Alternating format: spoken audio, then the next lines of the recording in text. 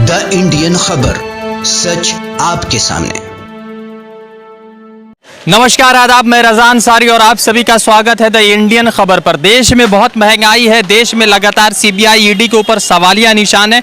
बिल्किस बानो के अपराधियों को छोड़ दिया गया, इस पर भी जो है लोग जो है बातचीत कर रहे हैं। कल अमित शाह के बेटे ने झंडा तिरंगा नहीं पकड़ा, उस पर भी बातचीत कर रहे हैं। पश्चिम बंगाल में ममता बनर्जी की तरफ से आज तृणमूल कांग्रेस छात्र परिषद का यानी कि जो विद्यार्थी स्टूडेंट्स विंग है उनका आज जो है सेलिब्रेशन हुआ और लाखों की संख्या में, या कह सकते हैं कि उससे कम लोग होंगे, हजारों की संख्या में लोग यहाँ पर इकट्ठा हुए और बातचीत की। एक बड़ा सा पोस्टर है मेरे पीछे, वो देखिए, यहाँ पर लिखा हुआ है बांग्ला में, थोड़ा बहुत बांग्ला मुझे आता है, बीजेपी लज्जा लज्जा लज्जा, यानी कि बीजेपी को शर्म नहीं आ रहा है, शर्म नहीं आ रहा है, शर्म नहीं आ रहा। और 2014 से लगातार जिस तरह से अलग अलग इंसिडेंट हुए, वो तमाम इंसिडेंट्स के यहाँ पर स्क्रीनशॉट डाल के यहाँ पर डाला गया है। तो मैं सब चीज़ों पर बातचीत करूंगा और आपको बताऊंगा कि किस तरह से चीज़ें हैं। तमाम चीज़ें यहाँ पर जो है मेंशन कराई गई। ममता बनर्जी ने आज सीबीआई ईडी पर जमकर विरोध भी कसा है और लगातार सीबीआई ईडी से न डरने की बात भी कही है। आइए कुछ अपडेट आपको देते, दादा एक मिनट हटिए,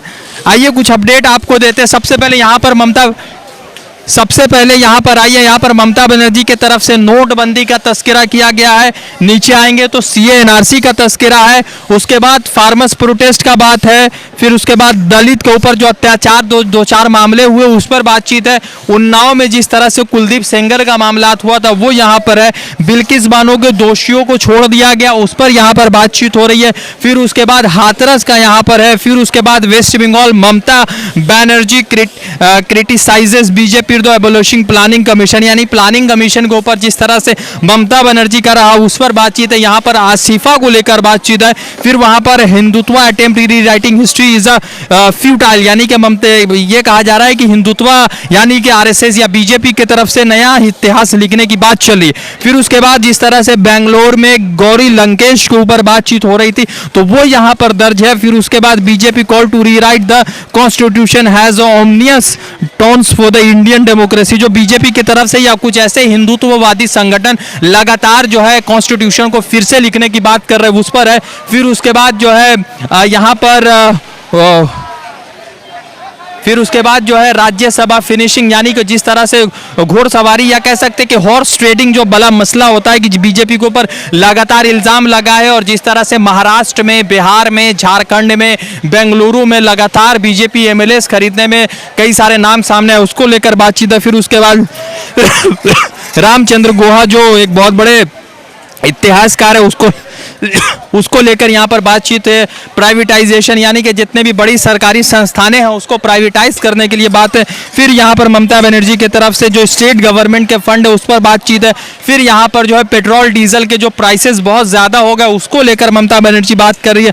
फिर उसके बाद जो है मोदी सरकार में जितने सारे लोगों ने हिंदुस्तान के पैसे लेकर यहाँ से भागने की कोशिश की और कुछ लोग भाग गए, उसको लेकर बातचीत है, जिसमें जतिन मेहता के ऊपर 6800 करोड़ रुपया बैंक स्कैम है, विजय माल्या के ऊपर 9000 करोड़ रुपया का, ललित मोदी के ऊपर तकरीबन 1900 करोड़ रुपया का, फिर उसके बाद संजय भंडारी के ऊपर जो है 5 करोड़ रुपए का, नीरव मोदी के ऊपर 11000 करोड़ रुपए का, विक्रम कोठारी के ऊपर 3700 करोड़ रुपए का। फिर उसके बाद सीबीआई और मीडिया को जिस तरह से पैरोड यानी तोता के तौर पर देखा जा रहा था वो भी तस्करा। फिर यहाँ पर 15 लाख का तस्करा अभी भी जो है, और फिर उसके बाद अच्छे दिन आने वाले हैं, 2 करोड़ रोजगार की बात जो लगातार चल रही थी वो है। फिर यहाँ पर पीएम केयर्स फंड का क्या इस्तेमाल हुआ उसको कोई बात नहीं है। फिर उसके बाद जो है बंगाल में जिस तरह से हिंदू मुस्लिम या लैंग्वेज को लेकर जो लड़ाई चल रही थी उस पर बातचीत हो रही है। फिर यहाँ अगर आप आएंगे तो प्रधानमंत्री नरेंद्र मोदी का जो कोविड वर्चुअल समिट था उसको लेकर कई सारे सवालिया निशान उठा दिए गए। फिर नीचे देखेंगे तो कफील खान को लेकर बात हुई, और आज ममता बनर्जी ने लगातार जो है तमाम मुद्दों पर प्रधानमंत्री नरेंद्र मोदी के ऊपर लगातार तरीके से हमलावर रही है। सीबीआई को लेकर, ईडी को लेकर लगातार बातचीत करती रही। अब देखना सबसे महत्वपूर्ण यह है कि क्या कुछ होने वाला है और क्या कुछ जो है 2024 से पहले। अभिषेक बैनर्जी कह रहे हैं कि वो डरते नहीं है, मगर दूसरी तरफ सबसे महत्वपूर्ण सवाल यह है कि अभिषेक बैनर्जी डरते नहीं है, मगर उनके ऊपर भी सीबीआई और ईडी का लगातार तकरीबन कई मर्तबा उनसे सवालों जवाब किया गया, उनको बुलाया गया है, 10-10, 12-12 घंटे रखे गए। अब सवाल महत्वपूर्ण यह है कि क्या कुछ होने वाला है और 2024 में क्या कुछ अपडेट आने वाला है। अब 2024 2024 में किस तरह से चुनाव होने जा रहा है और ममता बनर्जी किस तरह की तैयारी करी, उन तमाम मुद्दों पर आज बात हुई। आज देखते आगे क्या कुछ हो रहा है। रज़ा अंसारी की रिपोर्ट, द इंडियन खबर के लिए। द इंडियन खबर, सच आपके सामने।